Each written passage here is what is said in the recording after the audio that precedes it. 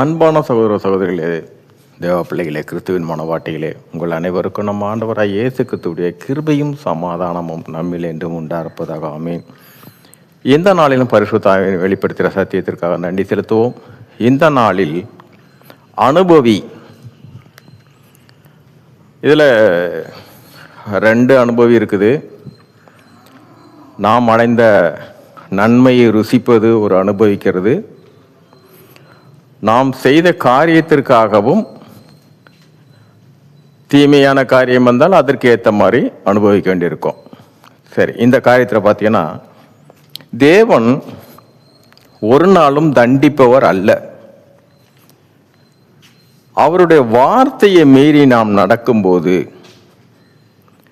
என்ன செய்வார்னா, அந்த வார்த்தையினை மீறி நடந்தால் உனக்கு என்ன சம்பவிக்கும் என்பதை நீ உணர்ந்து கொள்ளும்படியாகவே தேவன் என்ன செய்வார் என்றால், வார்த்தையை மீறினால், இப்போ ஆதியாகமத்தில் பார்த்தீங்கன்னா, ஆதாம் ஏவாள் இந்த கனியை புசிக்க வேண்டாம்னு சொன்னார். அது புசிச்சா என்ன ஆகுன்னு ஆதாமுக்கு தெரியாது. ஆனால் சொன்னார், தேவன் சொன்னார், இதை சாப்பிடாத,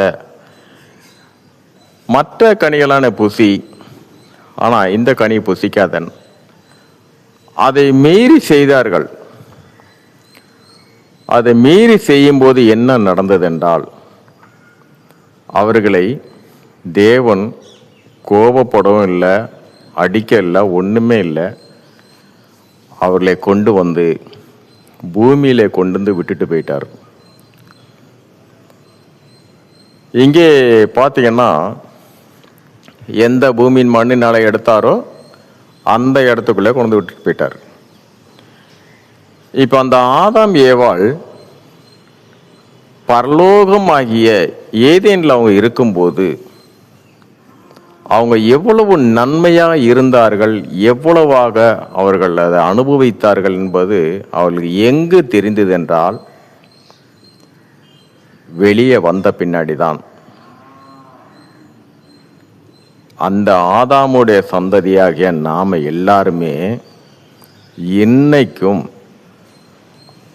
ஆதாம் அதை வெளியே வந்த பின்னாடி தான் அவர் உணர்ந்து முடிஞ்சது அவங்க 2 பேருக்கும். அது எப்படிப்பட்ட ஒரு உன்னதமான ஒரு ஏதேன்,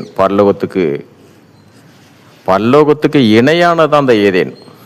இணை என்றில்ல, ஒரு மாடல். அப்படிப்பட்ட இடத்துல நம்ம இருக்கும்போது தெரியலையே, ஆனால் வெளியில் வந்த பின்னாடி தான் அதை உணர்ந்து கொள்ளும்படியாக தான் தேவன் அவர்களை கொண்டு வந்து வெளியே விட்டார். அந்த ஆதாம் ஏவாளோட சந்ததி தான் நாம இயேசு கிறிஸ்துவை ஏற்றுக்கொண்ட பின்னாடி இப்போ நம்ம எங்கே போகிறோம், எங்கே போகணும் ஆசைப்படுறோம் தெரியுங்களா? இந்த உலகத்தை நமக்கு எல்லாமே கிடைக்கிது.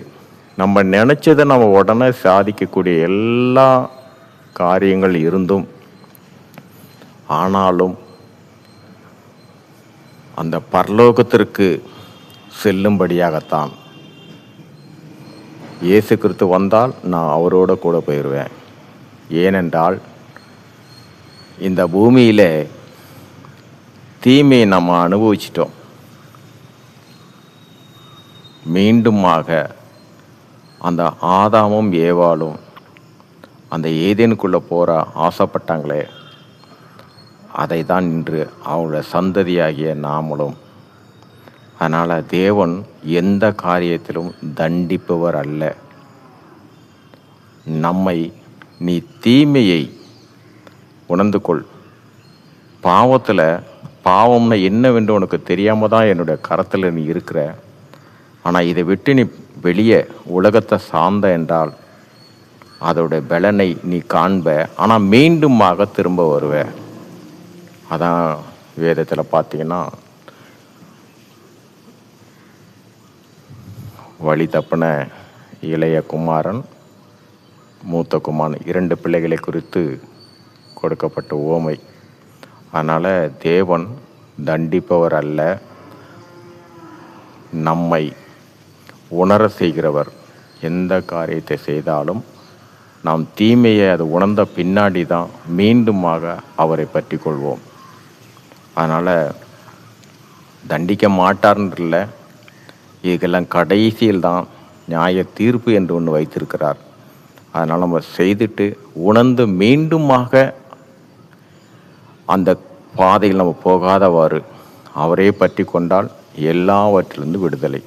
சரி, இந்த நாளிலும் பரிசுத்தாவை வெளிப்படுத்துகிற சத்தியத்திற்காக நன்றி செலுத்துவோம். இந்த காரியத்தின் மூலம் எல்லாவற்றிலும் மூவரிலும் ஒருவராக இருக்க தேவனே, உம்முடைய நாமம் ஒன்றுக்கே மகிமை உண்டாதாக. ஆமென்.